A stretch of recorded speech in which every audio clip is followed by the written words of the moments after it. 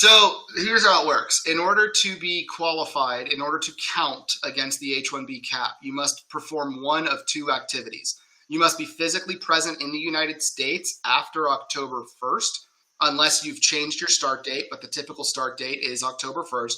You must be present in the U.S. for 1 day to work to have worked with that employer on H-1B, or you must have received an H-1B visa stamp at the consulate abroad for employment with that employer. Now, there's two things to remember in regards to the visa stamp at the consulate. One, when you go for that visa stamp at the consulate, there must still be a job offer for you, a legitimate job offer that exists with the organization. If there is not a job offer that exists and you attend your visa interview making that assertion, that is a material misrepresentation, which can either be caught at the consulate or by CBP when you enter the United States. I'll give you an example of a case where this exact situation played itself out. We had a client who came to us after all of this happened, but they basically got their H-1B visa stamp abroad with employer A.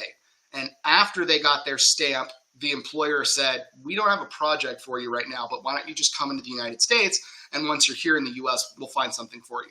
So the employee said, I'm not doing that because that doesn't show that I have actual work or an actual project. So instead, he said, well, I'm going to find a new employer. I'm going to transfer my H-1B to that employer, file an H-1B consular process not subject to the cap. So he did that and got his H-1B approved. He was counted as cap exempt because he had that H-1B visa stamp that he was able to include in his petition. However, when he entered the United States for the first time, the employer, the CBP officer said, hey, why do you have another employer listed on here?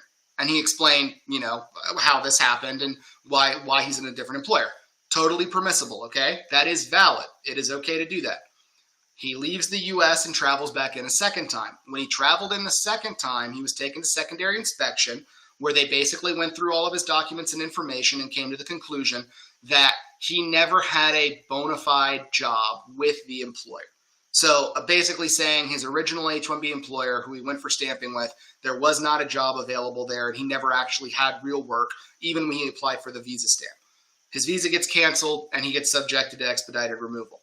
So all of that is to say, there are two permissible avenues: work 1 day on H-1B here, 1 day, work 1 day on H-1B with the employer, so you're counted against the cap, or get that visa stamp abroad. But you need to be very careful with getting a visa stamp for an employer and then coming into the U.S. with a different employer without ever having worked in H-1B status for the initial sponsoring employer, because you're going to have to be able to very clearly explain your timeline and thought process that led you to the conclusion that you needed to come in with a different employer. So that may have been an over answer to your question, but that's the answer.